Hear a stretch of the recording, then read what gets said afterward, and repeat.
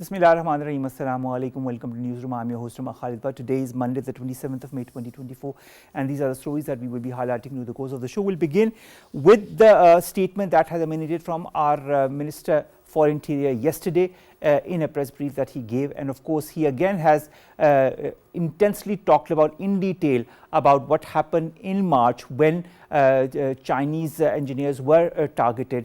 And who was behind it? Of course, he has pointed the fingers, as has been done before, with concrete proof towards the TTP and the facilitation of this organization within the confines of Afghanistan.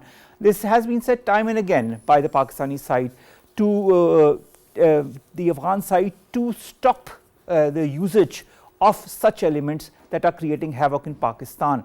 And apparently, unfortunately, the Afghan side has yet to respond in kind as to this is concerned, because we have had so many incidents that have happened in Pakistan with the proofs that lead to Afghanistan and that lead to the TTP, who have their headquarters in Afghanistan, that it is high time that something happens, whether regionally or internationally, some kind of pressure tactic on Afghanistan or some other measure that Pakistan might be taking in the coming days. This will be discussed in our first segment. Then we are going to talk about the Palestine-Israel conflict that has entered its 234th day as we speak. The heinous incidents of what has happened in Rafah have shocked the world, have shocked all those who are also not believers in the atrocities that Israel was committing. A lot of pressure is being exerted on Israel to move towards a ceasefire and to end the incursion in Rafah, but Israel is not complying with that. The ICJ, the ICC have also taken out certain agreements and certain decisions against Israel, but Israel has yet to comply with all these decisions. Whether this will move ahead in the right direction or move in a totally opposite direction, as we are seeing in these latest offensives, is something that only time will tell. This is going to be part of our second segment. Our third story is about China, Japan and South Korea, who have agreed on the denuclearization of the Korean peninsula, amongst other things. Now, they issued a joint declaration that was covering cooperation in a wide range of areas that covered trade, that covered climate change and aging societies, but also covered denuclearization. Finally, we are going to talk about Papua New Guinea, where over 2,000 people have been buried under a landslide. And of course, this is a terrible, terrible situation for Papua New Guinea. This happened in a village on Friday in the country's northern highlands. This was also taken into consideration by the United Nations. Let's see what happens, and we will get the official figures in the days to come. Let's begin with our first segment, and that is on the use of Afghan soil against Pakistan. We'll be joined by two guests in the studios. Let me introduce them to you one by one. They are AVM retired Ijaz Malik. He's a defense analyst. He's seated right next to me. And Dr. Saud. He's a foreign affairs expert, and he's also right here with us in the studios. Thank you very much to the both of you to have joined us. Let's begin with you, AVM Saab. AVM Saab, you must have seen the press meet by our Minister of Interior yesterday. He gives facts and figures. He gives concrete proofs of the involvement of TTP, that has come from Afghanistan into the Pakistani soil. They all talk about arresting 11 suspects, including the attacker and their alleged Pakistani handlers, and that the person also came from Afghanistan and was an Afghan national. He said that the attack was completely operated from Afghanistan, planned to specifically target Chinese personnel in Pakistan. What now? What is going to happen? Will Afghanistan arrest these terrorists as Pakistan has demanded in this press brief by the Minister for Interior? Will they prosecute them? Will they hand them over to Pakistan? As you are aware that they have been giving statements about not allowing anybody to use their soil for cross-border terrorism or any activity within the region, the countries neighboring Afghanistan. But practically, Pakistan has been a victim. An escalation ever since Taliban took over in 2021. Since then, there has been a consistent surge against cross-border activities against Pakistan. And Pakistan has obviously raised concerns.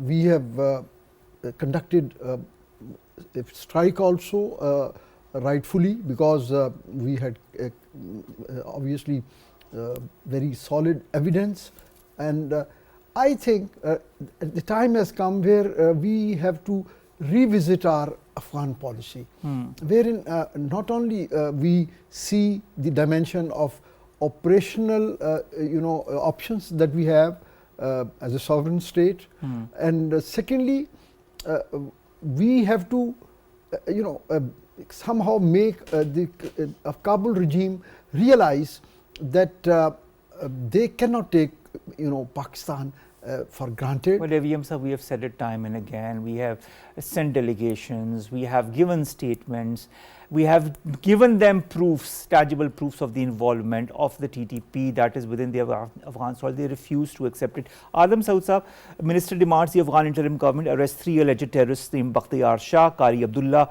Khan Lala, along with TTP chief Noor Wali Mahsood, its Malakand commander Azmatullah, and the entire leadership of the outlawed group. The TTP leadership, as per the minister, planned this attack as a flagship project, and the enemy intelligence agencies paid them heavily for the attack. I'd like to also ask you, will these names that I have just mentioned ever be arrested by the Afghans?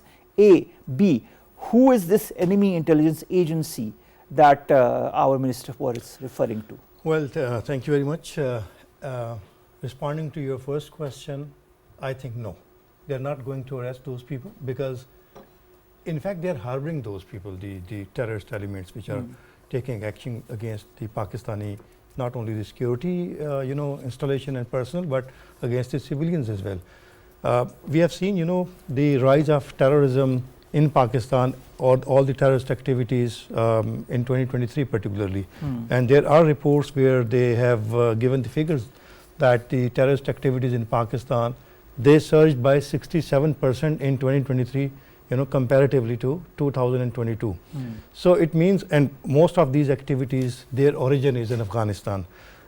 Keeping in view all this situation, the 3 top-notch personnel who were involved in the terrorist attack in Basham, I don't think that Taliban regime is in Afghanistan. They're going to arrest and hand over those to Pakistan.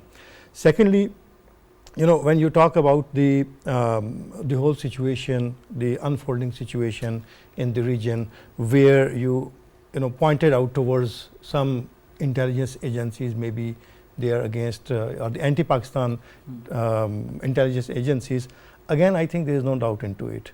There are certain reasons. One, we know that once Taliban came to power in Afghanistan in 2021, since then the terrorist activities in Pakistan, they have surged a lot, be it the TTP or the newly splinter group, not splinter but a shadow group, the TJP, that is Tehreek-e-Jihad Pakistan, and then some other smaller affiliate groups which are working particularly in the KP province. But at the same time we have seen the terrorist activities taken out by the BLA in Balochistan. They have also risen to a large extent, where particularly we see that the BLA is targeting now the Chinese installation and personnel who are working in the Balochistan. There is a specific mindset behind all of this. Yes. And moreover, the recent activity in KP province, they are also targeting the Chinese personnel. So overall, if you look at the situation where the target is against the Chinese, investment and infrastructure building in Pakistan, that is clear depiction that there are certain anti-Pakistan or anti-China elements, or such elements that do not want Pakistan-China friendship to prosper, who do not want Pakistan economically to become more prosperous as through projects such as the CPEC and other projects, and that is why such installations are targeted, that is why such people are targeted who could prove to be beneficial to Pakistan. AVM Saab, our Minister for Interior says that we have time and again told the interim Afghan government of the involvement of TTP, of terrorists operating from the Afghan soil, but so far they have not received any good results. What benefits does the Afghan interim government have by harboring such terrorist elements that work against Pakistan's interests? Well, instead of looking for the dividends or benefits, we have to see history of both. The TTP is an offshoot. Ideology is the same. So they are two sides of the same coin. So whether they have a direct benefit by having any sabotage or terrorist act in Pakistan or not, but they cannot per se do anything against them. Sometimes people contemplate that it is somewhat a capacity issue with the Kabul. I don't think so. More than capacity issue, it is the intent. They do not want to do that. It is a certain kind of allegiance, I feel, that is exactly present. This is a tacit approval, and that's how there hasn't been any change, and the graph has gone, as our colleague has just mentioned, it has substantially risen. Once I was in replying to your first question, once I was referring to revisiting the policy.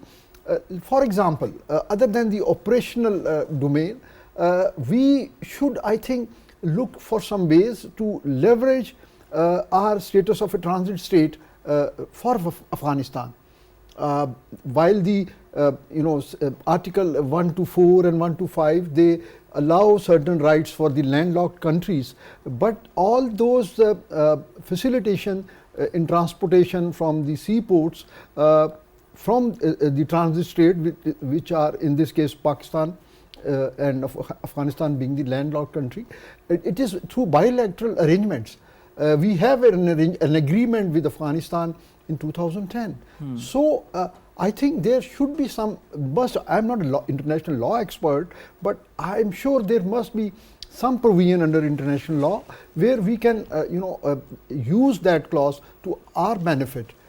Because if their lifeline is through supplies transiting through Pakistan, how can they afford to have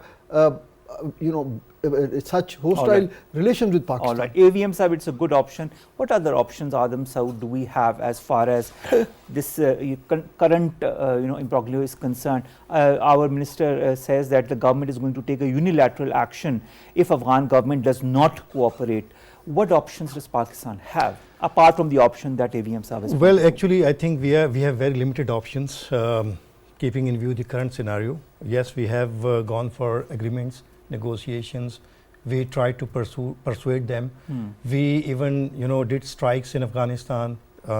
We have done all which could have been done, and the fruits are, nowhere. We haven't seen any positive outcome of this. Actually, what I think in this situation, we need to engage the immediate neighboring states of Afghanistan, because instability in Afghanistan and resurgence of terrorist elements, it's not only Pakistan that is facing the terrorist activities once Taliban came to power, but the rest of the Central Asian countries are. China has also the ETIM. There are so many other issues that other neighboring countries have as well, and I understand. So all these states, neighboring countries, they are really concerned about this situation. So this is the right time where I think, and Pakistan to some extent I personally think is going in the right direction, where it is trying to engage the neighboring countries of immediate neighbors of Afghanistan. Look, Chinese, they have their interest in Afghanistan. They are building infrastructure over there. So I personally think this is the right time where we should also try to persuade China to force the Taliban regime in order to have certain steps, concrete steps that should be taken against the TTP. Because now, as you have already mentioned, it's not only the security and the sovereignty of Pakistan that is under attack, but Pakistan and China's bilateral relations, friendship, and most importantly, China's geostrategic and geoeconomic interests, they are under threat so far these terrorist activities are concerned. So here, China can persuade the Taliban regime, since they have their embassy over there in Beijing as well. So, these kind of diplomatic efforts Pakistan should be focusing on. Pakistan should also engage the Central Asian states. They have also very important stakes in Afghanistan. Let me tell you, the electricity that is around 60% of Afghanistan's electricity is provided by the Central Asian states. Similarly, the only railway line that connects Afghanistan with the rest of the world, it comes through through Uzbekistan. So I think that is where the Central Asian states, they can also play their role, vital role, so far the security and stability in Afghanistan is concerned. All right. AVM Sahab, the DG ISPR earlier this month gave a media brief. He said exactly what now has been repeated with the proofs now. The Minister of Interior has given the proofs and the names as well.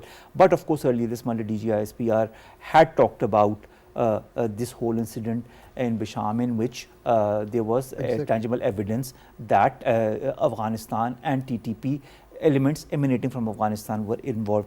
In a statement after that, the Afghan Defence Ministry spokesperson had termed the claims irresponsible and far from reality. Kabul has also previously been saying that the rising violence in Pakistan is a domestic issue, quote unquote, for Islamabad. If you look at these statements, it doesn't seem that Kabul is ever going to take any kind of responsibility of such attacks that are happening in Pakistan coming through Afghan soil. Do you agree or do you disagree? No, I would agree, and I think in continuation of what our colleague has just mentioned, I think forming a regional security bloc to make this region, peaceful and stable, because Afghanistan harboring terrorists is an issue for China, as you very rightly mentioned. It has been an issue for Iran also, and other neighboring countries.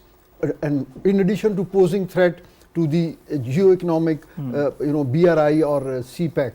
So, but unfortunately, because of the Ukraine issue, probably there is some dilution of effort towards looking for any solution for Afghanistan, because the main target so far is Pakistan, and Pakistan doesn't have, at least at this point in time, Pakistan is embroiled into other domestic issues to an extent that Pakistan is not proactively, has not been able to pursue these foreign policy objectives vis-a-vis Afghan state sponsored or state harbored terrorism. And I always wondered that a country which has not been, a government which has not even been recognized by anybody in the world, I mean, they are taking the regional peace for a ride. And this response to the press statement by RDG, ISPR and the Afghan representative responding to that, it reflects their irresponsible attitude. And Pakistan needs to revisit. I would again, at the cost of repetition, would say that Pakistan, notwithstanding our other domestic issues, Afghanistan, stable Afghanistan and security of Pakistan are our prime concerns. And Pakistan needs to revisit Afghan policy and then take our allies and regional countries into confidence, bring them on our side, and then do planning at operational level, whether we have to conduct operations or what other engagement option we have. Adam Saud, strict border management, do you think it will help some way? We know that when we were doing the fencing, most of it is done, but that the Afghan side was really complaining about the fencing. They have never accepted the Durand line as such. We all know that as well. They've never accepted even Pakistan, to be very frank, since 1947, if we put things very, very bluntly. What do you feel strict border management could kind of help, or do you feel that the end solution is the involvement of regional countries and a joint effort, whether it be counter-terrorism effort, whether it be pressure tactic on the Afghan interim government, so that it stops the infiltration of terrorist elements across the border? Well, I think to resolve this issue, we need a multi-pronged strategy. It's not only that we are going to fence the border, 2600 kilometers porous border. We have fenced the border. There are various areas where we have seen that Taliban, whether they are TTP or Afghan Taliban, they have destroyed all those fencing. And I agree with AVM Saab. there is a dire need to revisit our Afghanistan policy. Thank you very much, Adam Saud, to have joined us for this very interesting segment. I don't know where this is all going to lead to as far as the Afghan involvement and the Afghan destabilization of Pakistan is concerned. And I would like to blame Afghanistan because they are, if not directly, indirectly behind the destabilization of Pakistan. Pakistan, a country that has harbored around 4 million of their refugees since decades and continues to harbor those decades, even those who are undocumented. A lot of them have gone back, but a lot of them still remain in Pakistan. And I mean, I don't understand the gall that the Afghan interim government has to I don't know, whichever reason, pressure tactic or some enemy agencies paying them to do that. But this is causing grave damage not only to Pakistan-Afghanistan relations, but also to security in the entire region. Yes. And that is what needs to be revisited very quickly, earlier than later. Thank you very much, Adam, to have joined us. AVM sir, you stay with us for the second segment. And our second story, ladies and gentlemen, concerns the Israel-Palestine conflict that has entered its 234th day as we speak. Israeli forces bombed a tent camp housing displaced people in a safe zone, quote unquote, I'll say that again, safe zone in Rafah, killing 45 Palestinians. Most of them were women and children. The attack has also triggered an international outcry. The attack on the camp in Tal Sultan came after Israeli forces bombed shelters that were housing Palestinians in other areas, including Jabalia, Nusayrat, and Gaza City, killing at least 160 others, according to Palestinian officials. So this makes around more than 200 people in the last 24 hours alone from these two areas. Israel's top military prosecutor describes the Rafah attack as very grave and said his investigation is underway. Also, the Israeli military confirmed the attack. It says it was targeting Hamas fighters. At least 36,050 have perished, have been killed since the 7th of October. 81,026 people have been wounded in Israel's war on Gaza since the 7th of October. Although three important countries, Spain, Ireland and Norway, have announced their recognition of the state of Palestine, but there are other countries that need to also follow suit. Some are pointing fingers on Israel, whether it be Turkey, whether it be Colombia, but I think more countries need to join the fray. We've been joined by two important guests. Let me introduce them one by one. Our guest AVM Ijaz Malik sab continues to join us in the studios, but we've also been joined by our eminent former ambassador Naela Chohan. Thank you very much, ma'am, to have joined us. So I'll begin with you because you are our new entrant as far as this is concerned. Israeli forces bomb a tent camp housing displaced people in Rafah. They kill 45 people.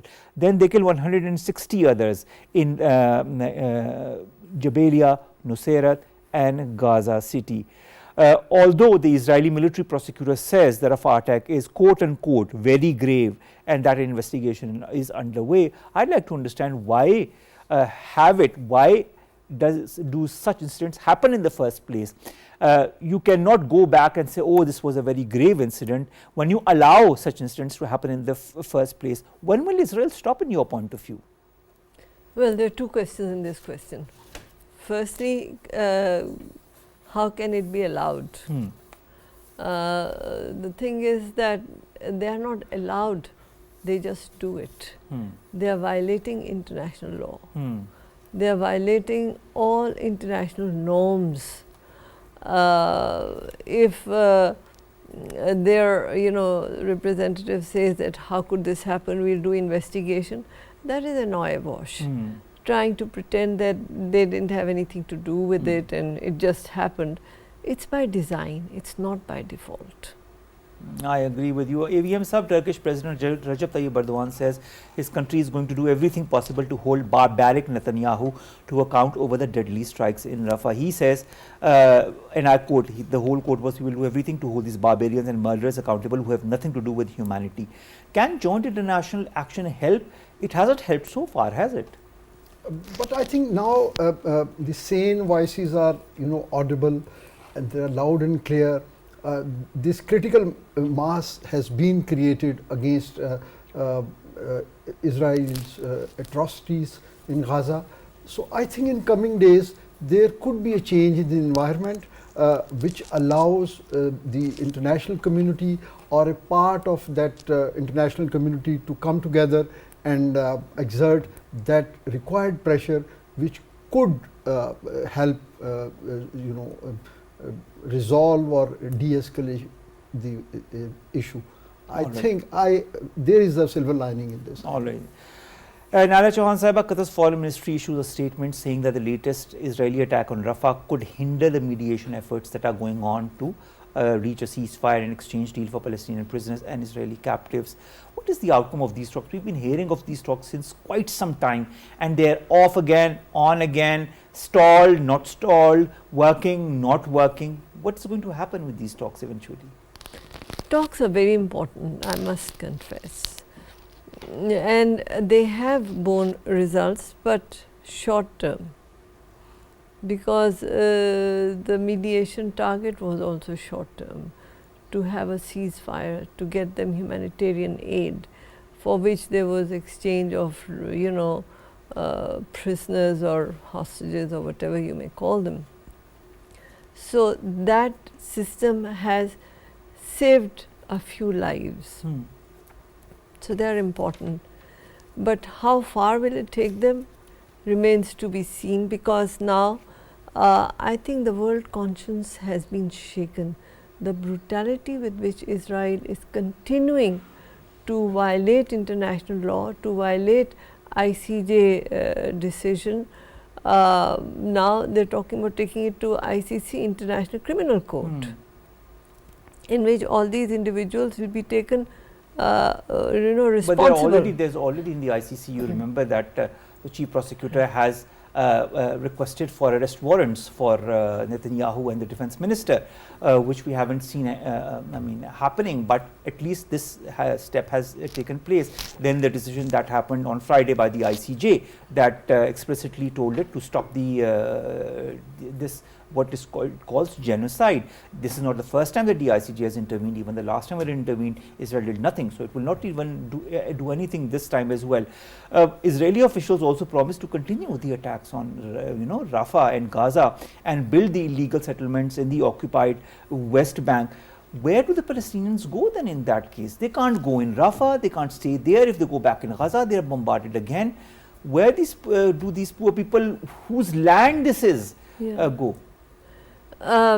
That's the most challenging question, but in our earlier programs also we have discussed that in the earlier decision the International Court of Justice had said that they are going to confirm if the actions taken by Israel had crossed the threshold to be included under the in the Genocide Convention. Now it seems that they have all the evidence that Israel has come under the Genocide Convention. It's no longer as they were pretending it to be. Exactly. So now a lot of countries are saying that Israel will be forced to comply with the ICJ decision. Decision has yet not come, but at this moment they are just moving towards it, and they are collating data and information and evidence. All right. Before I go to AVM Sahib, I have another question for you, Ambassador Sahiba. Italy says the Israeli attacks on Palestinian civilians in Gaza are no longer justifiable. And Italy is one of the countries that has backed Israel in the past as well. Then we've got these three countries, Spain, Ireland and Norway, that have announced their recognition of the state of Palestine that goes into effect from tomorrow. And of course, they join 143 countries that have already accepted Palestine. Norwegian foreign minister says the Spanish, Irish and Norwegian recognition of Palestinian statehood is part of the Oslo 2.0 peace vision for the Middle East. We all remember the Oslo Accords. Remember the Oslo 1, remember the Oslo 2, but nothing tangible happened of those two Oslo Accords. Can we expect something from the Oslo peace, Oslo 2.0 peace vision for the Middle East that these countries are talking about? Yes, basically if you look at Oslo Accord, that also really did not seriously address Palestinian concerns and plight.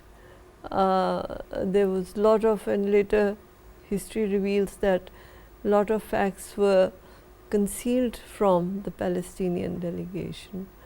As far as Pakistan is concerned, we are asking for the pre-1967 boundaries, because at this moment the question where will they go is pertinent, because they are being pushed towards Egypt, towards Jordan. Egypt has already started barricading its boundaries. So, these people can't enter Egypt. Exactly. They are being, you know, between the devil and the deep blue sea in the literal sense of the word.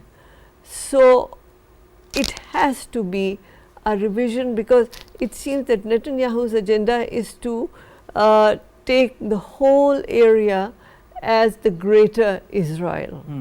And more, and more. He's not going to stop at Palestine if you talk of greater Israel. No, that's what I'm saying. The whole area means it could include Egypt, it could include Jordan, it could include Syria, it could include many other countries, because the greater Israel, how great will it be? I don't know. But at this moment, the indications are very alarming. So, to prevent that from happening, the international community has to stand together, and our position is it should be reverted to the 1967 boundaries. But that is a huge question mark on whether it will actually or ever revert to the pre-1967. There are many countries that are supporting it. I know, so I know. we will inshallah negotiate for it. Let's hope for the best, Ambassador Sahiba. AVM Saab, Israel is investigating the death of Palestinians who have been captured during the Gaza war, as well as a military-run detention camp where a human rights group alleges abuse of inmates. Of course, these are accounts of former inmates, and a doctor from the Set Teman base, the Physicians for Human Rights group, says that last month detainees have suffered severe violence, causing fractures, internal bleeding, and even death. Illegal killings are also allegations that have been put on the Israelis as far as the Palestinian prisoners are concerned. 70 police investigations have been opened into incidents that have raised suspicion for criminal offences. Will there ever be an actual probe that will lead to tangible results? Will the perpetrators be brought to justice? When we see what is happening in Rafah, when we see what is happening in Gaza and nobody is doing anything, these poor thousands of prisoners who are 9,500 plus prisoners who are in different Israeli jails, will they ever get justice? I don't think so, because justice in such war crimes or such conflict zones, it was only possible post event in certain cases, obviously, when the then superpowers were, siding with the aggrieved parties, or there was a consensus to resolve or take some remedial measures for just at least for the compensation for the aggrieved parties. In this case, that's not foreseeable. So I don't think so. I mean, we don't need an inquiry. It is being shown by independent media every day. Inquiry doesn't. I mean, if of course there is a legal proceeding, that may be a prerequisite for legal action. But it is very obvious that what's being done. But brutalities are being done to the innocent people. Are not being, there's no action being taken on them. Now, the Spanish Foreign Minister AVM Saab says on Monday that he's going to ask the 26 European Union member states to issue official backing to the International Court of Justice and take steps to ensure Israel respects its decisions. I also add to what he said, quote unquote, if Israel continues to pursue against the opinion of the court, that is the ICJ, we will try to take the right measures to enforce that decision. The gravity, he says, is even larger because it comes after a decision taken by the ICJ when he talks about Rafah, that once again I want to recall are binding and compulsory for all parties. Will Israel continue doing what it is doing even after the ICJ's decision? Will the EU states stand in line with Spain, or will they have other allegiances that will stop them from doing so? I think chances are that most of the EU states would side with Spain, and once the decision comes, maybe there is a rethinking in the policy of Israel. I mean, let's hope for that. I would just give a comment about the previous question to Ambassador Sahiba, that today it's Gaza or Palestinians. The agenda of greater Israel it will involve Syria, Egypt. So, if they do not stop or do not side with the right cause now, after Israel has settled with their agenda in Gaza, ultimately the greater Israel would take care of the Jordan or the Egypt, or for that matter. There were so many countries who have asked, who are taking part in peace negotiations, putting on both sides. We have just Qatar is there, Jordan is there, even Egypt has mediated or has tried in the past, but it is not working. But countries also need to look at their own internal affairs as well, and every country is, to be very frank, not Pakistan, that can accept millions of Afghan refugees without batting an eyelid and continues to harbor them. Countries look at their own issues as well, and whether they can or they cannot. But the fact remains, I understand what you are trying to say, the fact again remains that there needs to be increased pressure, because the other countries could be involved, as Ambassador Sahiba said. That would only be means to have a check on the expansionist designs of Israel's in times for to decades, come. to be very frank, there has been no check on the designs of Israel. Israel has continued since That's 1967 and going on and on and on, and we are now in 2024. It continues to have new settlements in the occupied West Bank, in other parts. You were referring to Oslo 1 and Oslo 2. Palestine and Palestinians, they were not fully on board. Their fate was being decided in total privacy of the other parties. All right. Ambassador Sahiba, let's talk about the ICC. Now, the Reporters Without Borders is fielding a third Gaza complaint at the ICC. It says that there are 8 new cases of Palestinian journalists killed in the course of their work between the 20th of December and the 20th of May. And in one case, a journalist that was wounded. The RSF has called on the ICC prosecutor to investigate the killings of more than 100 journalists by Israel since October. This is the third time, again I have to repeat, that they are going to the ICC. The ICC has already taken a decision to request for arrest warrants, as we very well know. Could this petition have any impact whatsoever? If nothing else, then some kind of an pressure on Israel. Will it have even that? We hope that it does, because in my understanding, the idea to attack journalists is to prevent the world from seeing the atrocities on the ground. Because that's what the journalists were doing. They were basically exposing Israeli actions on the ground. And that was discomforting for them and their supporters. So, once the journalists were doing their honest job, they became target. It was easier to kill them, and it was important to kill them than to let the truth come out. But that itself shows that Israel's atrocities, because earlier on, if ever you criticize Israel for whatever reason, they would immediately brand you as anti-Semitic. They continue to do so. But now it's not working. Now it's not working, because if you're talking the ground reality for which there is evidence that the journalists were producing, then they can't say it's anti-Semitic. If it is anti-Semitic, then they themselves are, because even in the universities, as you know, in the United States, there were many pro-Israeli protesters camouflaging as anti-Israel and creating destruction to blemish the pro-Palestinian protesters, who were then exposed through CCTV cameras that these were not really the peaceful pro-Palestinian protesters.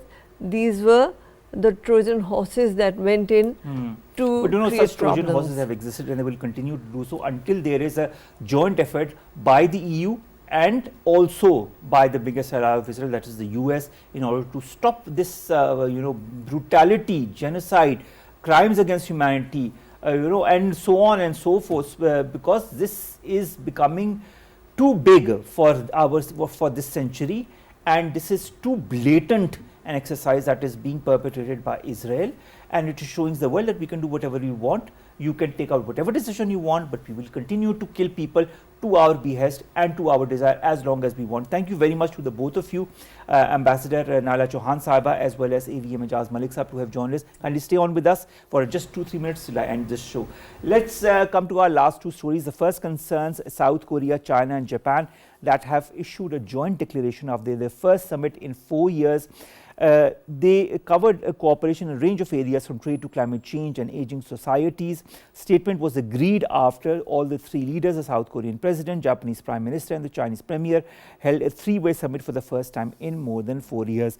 In a lot of main points of agreements, there was a trilateral cooperation, people-to-people exchange, climate change, conservation, economic cooperation and trade, health and aging, and last but not the least, regional and international peace that was talked about. In regional and international peace, three countries have reaffirmed a common interest and responsibility to maintain peace, stability and prosperity in the Korean Peninsula and Northeast Asia, and have reiterated positions on denuclearization of the Korean Peninsula and the abduction issue. That is a very important point that comes out of this, and of course let's hope that we will be seeing the tangible results in the weeks to come. Finally, Papua New Guinea's landslide has buried 2,000 plus people. This is what the officials are saying.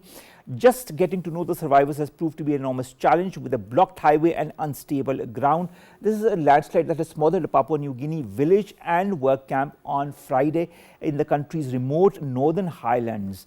And the access is not that great, and of course this is putting a severe humanitarian issue at play as far as Papua New Guinea is concerned. Add to it the regional issues that Papua New Guinea is also concerned with, the tribal clashes and everything, and that is leading to more aggression and more violence as well there. Let's hope also some kind of resolution comes sooner than later. With that, we come to an end of today's NEWSROOM. We'll see you inshallah tomorrow with news stories and segments that pertain to us here in Pakistan. Have a wonderful day ahead, and we'll see you tomorrow evening. Allah Hafiz.